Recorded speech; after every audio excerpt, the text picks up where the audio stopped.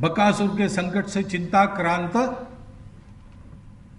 वो एक परिवार वो शोक कर रहा था।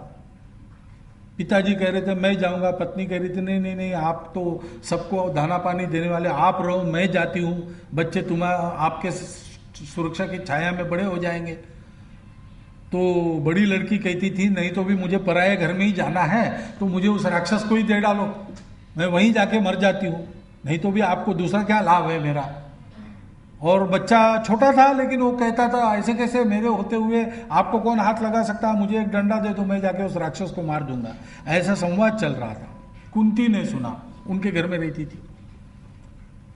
लाक्षागृह से बाहर आने के बाद अज्ञातवास में अपने पुत्रों के साथ, उसने कहा हम आपके अतिथि हैं और आपने हमको आश्रय दिया है, भले ही 3 दिन के लिए दिया हो, लेकिन मूल्य तो कुछ नहीं है उसका, और मूल्य हो भी नहीं सकता। तो आपके उपकारों का बदला चुकाने के लिए क्या संकट की चर्चा आप कर रहे हैं, हमको बताओ, उसका कुछ उपाय अगर मेरे साथ है तो मैं करती हूँ। सारी कहानी उसको पता चलने के बाद उसने कहा कि ऐसा करो, आप में से कोई मत जाओ, मैं मेरे एक पुत्र को भेज देती हूँ।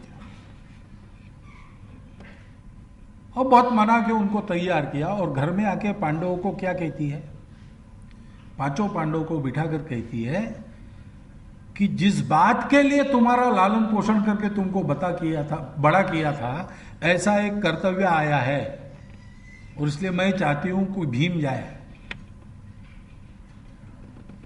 पांडवों को बड़ा किया, क्यों किया? केवल अपना राज्य पाने के लिए बड़ा नहीं किया था। समाज पर ऐसे संकट आते हैं तो राक्षस के मुंह पर कौन जाएगा? तो एक परिवार ऐसा था कि जो कहता था मेरा अपना पुत्र जाएगा, इसलिए वह पुत्र, वो परिवार पूरा का पूरा भारत में धर्म संस्थापना का फिर से आधार भगवान ने बनाया उसको।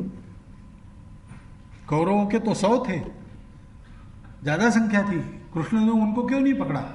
कृष्ण क्या उनको बदलने का सामर्थ्य नहीं रखते थे, लेकिन बदलना नहीं था, जो जैसा है उसकी योग्यता की परख करनी थी। ऐसे अनेक प्रसंगों में से पांडवों के परिवार के संस्कार का पता चला कि ये नित्य विस्तारित बंधनों को मानने वाले लोग हैं। रक्षाबंधन क्या है इनको मालूम है, देश के लिए बंधन स्वीकार करने की इनकी हिम्मत है, और इसलिए फिर से धर्म संस्थापन करने वाले साम्राज्य की आधारशिला पांडव बने। आज अपने देश को आवश्यकता है, उसका वर्णन करने की आवश्यकता नहीं है, वो आप सब लोग जानते हैं। कितने संकटों से दुनिया और अपना देश घिरा है, दोनों घिरे हैं, और दुनिया के पास उन संकटों का परिहार का कोई रास्ता नहीं है, हमारे पास है, और दुनिया को उसको देते रहना ये हमारा कर्तव्य है। हमारा कर्तव्य पूर्ण करने के लिए हम खड़े हो जाए, भारत खड़ा हो जाए। कैसे होगा? भारत के सामान्य लोगों को, सामान्य परिवारों को इस प्रकार रक्षाबंधन के इस सामाजिक सांस्कृतिक आशय को ध्यान में रखकर खड़ा होना पड़ेगा।